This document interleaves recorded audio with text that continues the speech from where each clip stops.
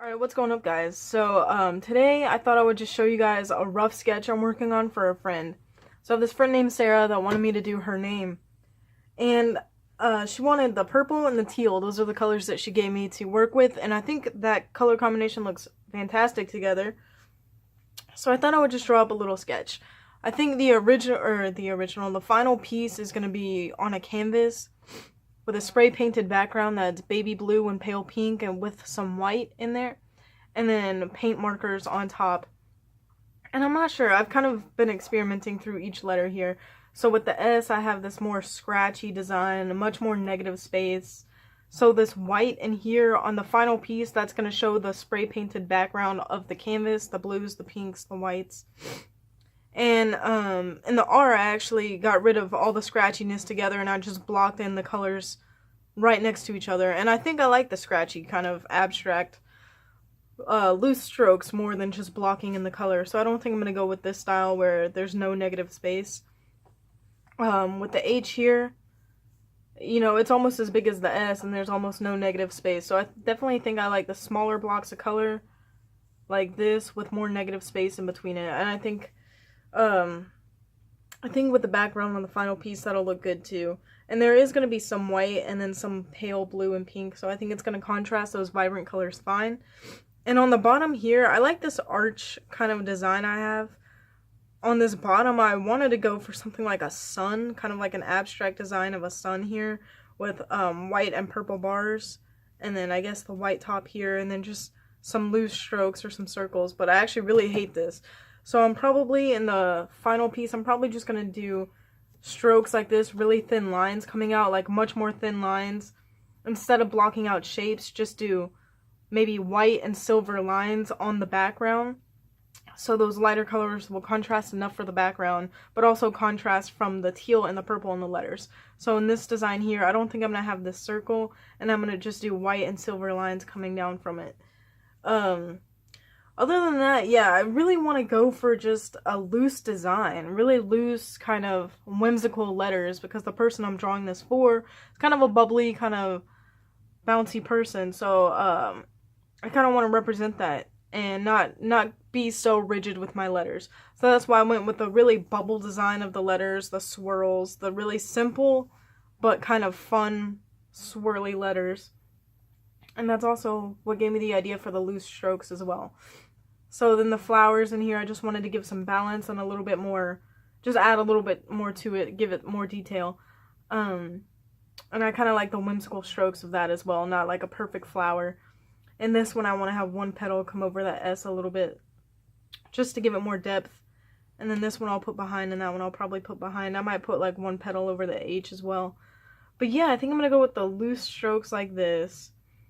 So on the final piece, it's going to be done with paint markers and the teal and purple.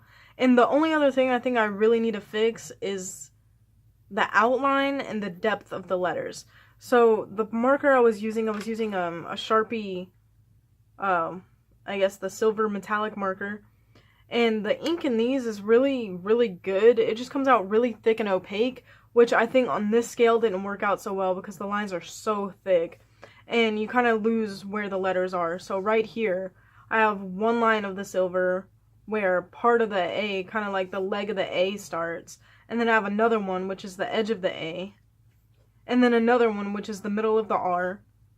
And then another one, which is the edge of the R. So right here you have 4 vertical lines, or almost vertical lines, and you just really lose where the letters are right here. So I think to remedy that, what I want to do is these loose strokes of the silver inside the letters, I think I'm going to do with maybe like a silver gel pen, or just a more fine point marker.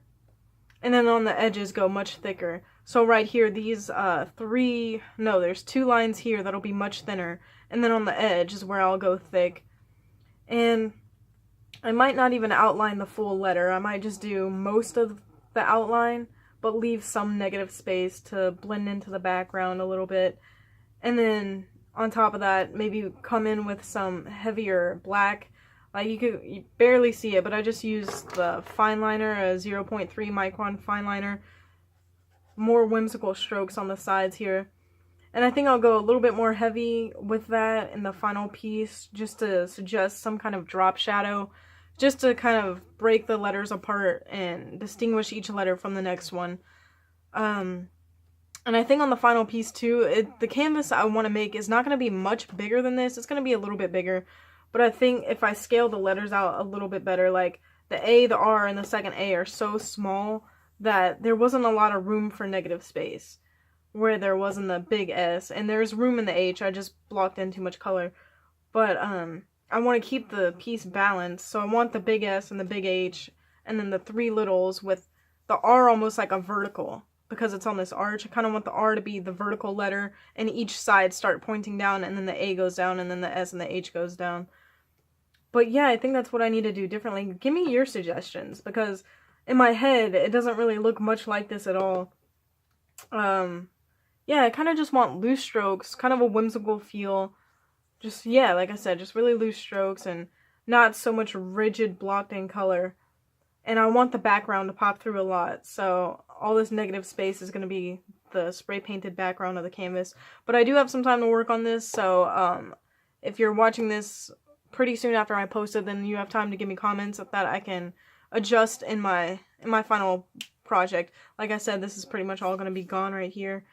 But let me know what you guys suggest. If you have another idea how I can get this feeling in a different way, then let me know, because I'm not fully committed to this. I kind of like the idea where this is going with the negative space and the scratchy kind of feel. But if you know a way I could clean it up a little bit better, then let me know.